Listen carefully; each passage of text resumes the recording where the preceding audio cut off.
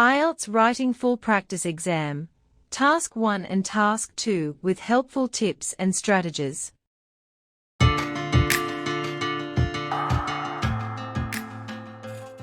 Task 1.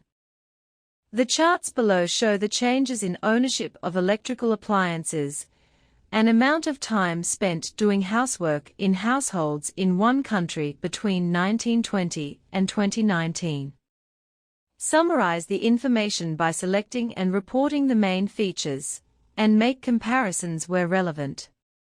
You should spend about 20 minutes on this task.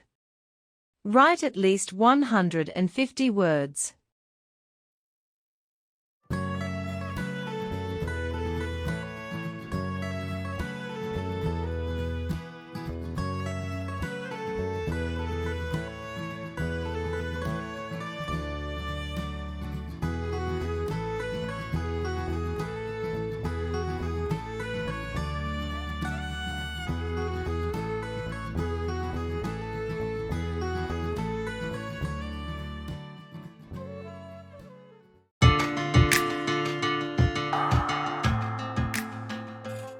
Task 2. In some countries, more and more people are becoming interested in finding out about the history of the house or building they live in. What are the reasons for this? How can people research this? Give reasons for your answer and include any relevant examples from your own knowledge or experience. You should spend about 40 minutes on this task.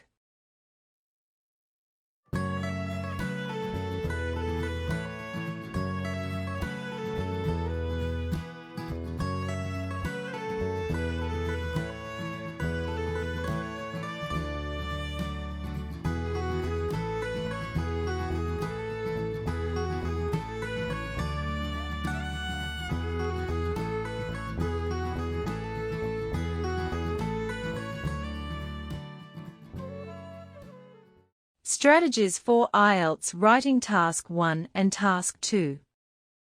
Before the test. It's a good idea to familiarize yourself with the format of the writing test. Make sure you know exactly what you have to do in both parts of the test, then you can feel confident and prepared on the day of the test. For example, you could read some examples of students' writing tasks and see what marks they were given and why. Practice doing the writing tasks within the time limit. Students often spend too long on Task 1 because they try to include too much information. This leaves them with too little time to complete Task 2. For Task 1, it's important to look at the visual material and understand it fully before you start writing.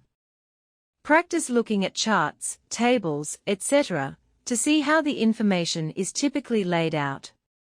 Practice identifying the most important pieces of information. For Task 1, expressing ideas clearly in a few words is a key skill.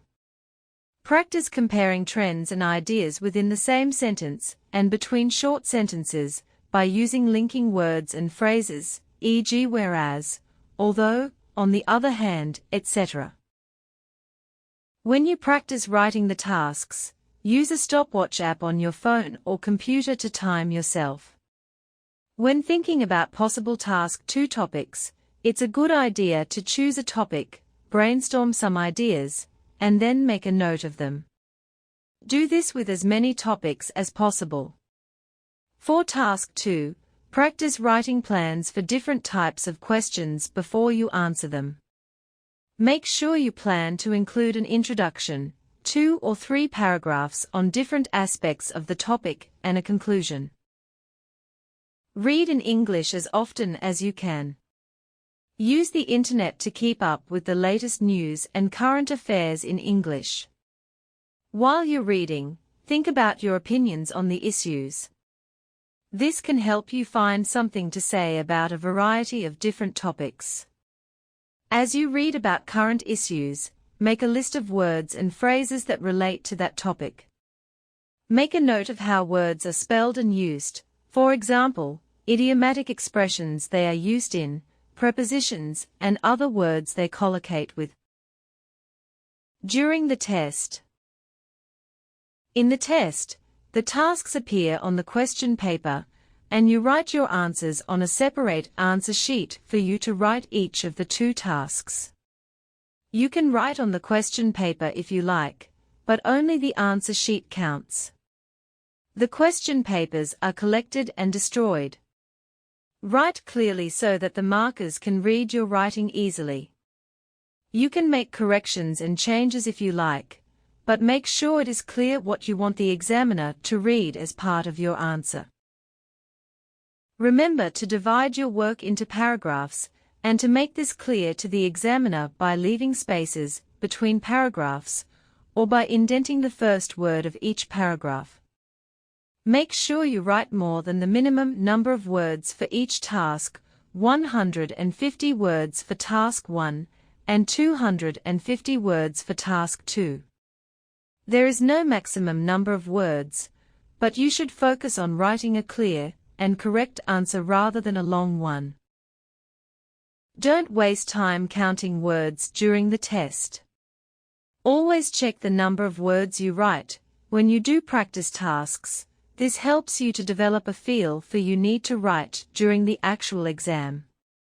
Remember that 2 tasks are not timed separately, but that the question advises you to spend 20 minutes on task 1 and 40 minutes on task 2.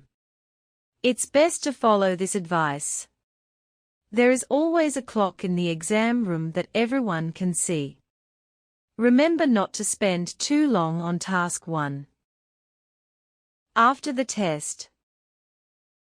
It's a good idea to reflect on how you performed in the test, but don't waste time and energy worrying about any mistakes that you may have made.